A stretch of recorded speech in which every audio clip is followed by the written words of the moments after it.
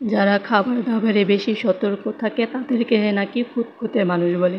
আমি সবসময় খাবার দাবারে একটু বেশি সতর্ক থাকি, জন্য সবাই আমাকে অনেক ধরনের কথা বলে। আমি শাক সবজি সব কিছু যেহেতু দেখে শুনে খেতে পারি, তাহলে চালটা খেতে সমস্যা কী? সব কিছু তো বাইরে থেকেই কিনে আনা হয়, আর বাংলাদেশের যে অবস্থা সব কিছুতেই ভেজাল। তো একটু দেখে শুনে যদি সতর্ক হয়ে ফ্রেশ জিনিস খেতে পারি, তাতে সবার এত সমস্যা হয় কেন?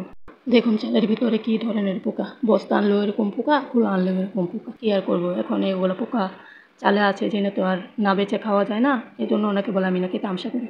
আমার নাকি অনেক সময় এই জন্য তামসা করে আমি রান্নাবান্না করি। থাক ভাই, আমি তামসা করি আর যাই করি আমার শ্বশুর বাড়িতে করি, কারো বাড়িতে যেয়ে তো আর আমি এই ধরনের তামসা করি না। আমার এরকম তামসা করে রান্নাবান্না করতে খেতে ভালো লাগে, তাই আমি করি। আমার সময় আছে তাই আমি করি। তোমাদের যাদের ভালো লাগে না তামসা করতে, তোমরা করো না, তোমরা চোখ বন্ধ করে খেয়ে ফেলো। আমি পারবো না চোখ থাকতে চোখ বন্ধ করে সব কিছু খেয়ে ফেলতে। তো যার যার তামসা ভালো লাগে আমার, তারা দেখবেন, যার যার আমার তামসা ভালো লাগে না তারা দেখবেন না।